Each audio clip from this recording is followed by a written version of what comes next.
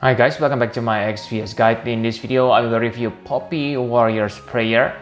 Is she good? Let's start from the passives.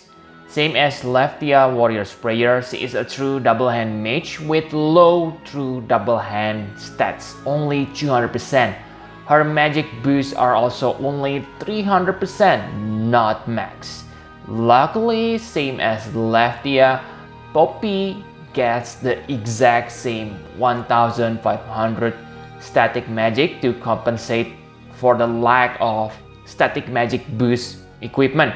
One thing that I find annoying is Poppy gets 200% faster chain modifier.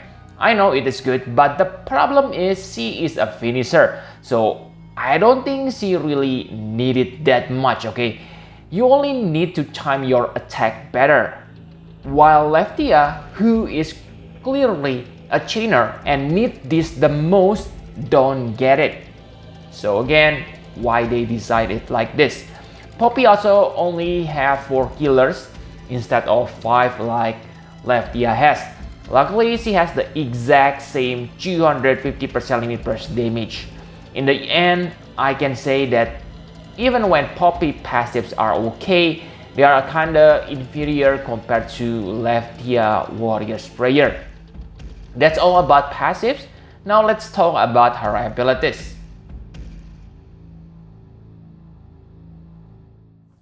Her abilities are super lame in my opinion. Poppy has a self-boosting ability which increases her wind damage by 30%, which is super mediocre. Since Warrior of like Bards, who is old and NVA unit, able to do it better than her. But the most annoying thing is 80 times damage modifier boost to some of her wind magic. Really confused how they decide to give Leftia 400 times damage modifier buff to all allies, but this one only for herself and it is only 80 times. Thanks to this, I can say this skill is kinda useless, okay? The total damage modifier for Tornado, Iroga, and Iroja is simply mediocre. And somehow she has like Bolting Strike ability with mediocre damage modifier and health better. Whatever, okay? She can support your tank with I can keep going. This give one ally 90% damage mitigation, which is nice, and 80% all elemental resist. This is good because usually high damage mitigation only lasts for short period of time, like one turn. So if your tank also has high self mitigation ability, this means he or she can probably survive just fine for at least 2 turns. And the last ability, no negative Nancy's. It offers okay 200% limit burst fill rate buff and 30 limit burst to all allies. But again, useless 100% limit burst damage buff.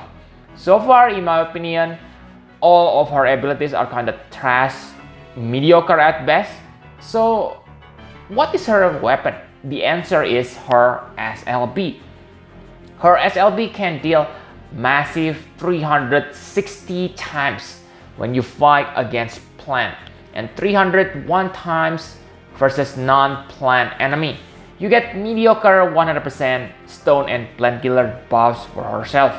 It is useful if you don't bring support for this, but I find the number is kinda small for today's standard. The Wind Imperil is nothing special if you have Emperor of Palamecia, but I guess it is still okay. Same as Leftia Warrior's Prayer, you need to use her normal limit burst 1 turn before her SLB to get 200% limit burst damage buff and 300% magic stack for 1 cast. Okay, that's all for her abilities and limit burst. Now let's talk about partner. Her best partner is of course Emperor of Palamecia. He has insane 160% Wind Imperil, which is gonna improve her damage a lot. Farish Neovision is also able to support her with Wind Field damage boost. And of course, because Farish is also wind damage dealer. Both of them can become good combination for dark vision to deal high damage. For buffer, you want to pick Magic Mermaid Frisia because she can give you 300% limited burst damage and 45% wind damage. Yes, I know that for 300% limited burst damage you can get it from other source like Roka, but still Magic Mermaid Frisia has the best wind damage buff, okay, 45%. She's also able to chain with triple bolting strike. So combined with Emperor, they're gonna make a good partner, but again you need to time the attack, especially if they are on the same X level. Okay, so you need to use Magic Mermaid Frisia SLB one turn before you use Emperor SLB to be able to chain perfectly. And yes, if you don't worry about the type of your wind attack, either physical or magical, you can use Beast King Crocodile because he is great buffer, tanker, great tanker and DPS too, okay, he can deal awesome damage. And yes, chain with Emperor. And yes, of course, you want to bring LB damage mode buffer like Paladin Sylvie. Okay, that's all about partner. My conclusion for Poppy Warrior Sprayer. Yes, her abilities are kinda mediocre and uninteresting. However, there's one fact we cannot deny. She is one of the strongest wind magic damage dealer at this moment. Sure, we have Ricard, but again, he is physical DPS. In the end, if you really want to max your score in the wind magic stage on dark vision, then she is gonna be powerful unit, especially if the enemy is a plant type. But on other content than dark vision, I don't think she has great use, okay, because for content like Clash of Will, most of the time the enemy has exact same defense and spirit, so yes, you can simply use physical DPS instead of magic. And for Trust Mastery Word, it is good if you need Stone Killer for your mage. Same for the STMR, it is decent two-handed mace with nice killers and 100% true double hand magic boost.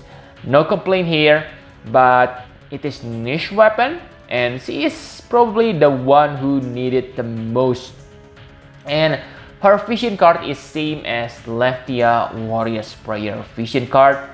So yes, if you are confused which character you should get vision card from, then let me give you advice, okay? If you already have Darkfina, then of course what you want is Leftia because they are good. But if you don't have Darkfina, then I can say maybe it's not a bad choice, especially if you need wind magic finisher. But again, in the end, I can give her like 8 out of 10. Still, the strongest wind magic DPS you can get, but very narrow use. Okay, I will save my Lapis for something like Ultimate Regina or yeah, Darkfina and Leftia combination. Okay, so I think that's all you need to know about her. Thank you very much for watching. Please hit the like button and subscribe to my channel for more Final Fantasy Prep X videos, guys. Bye bye, guys.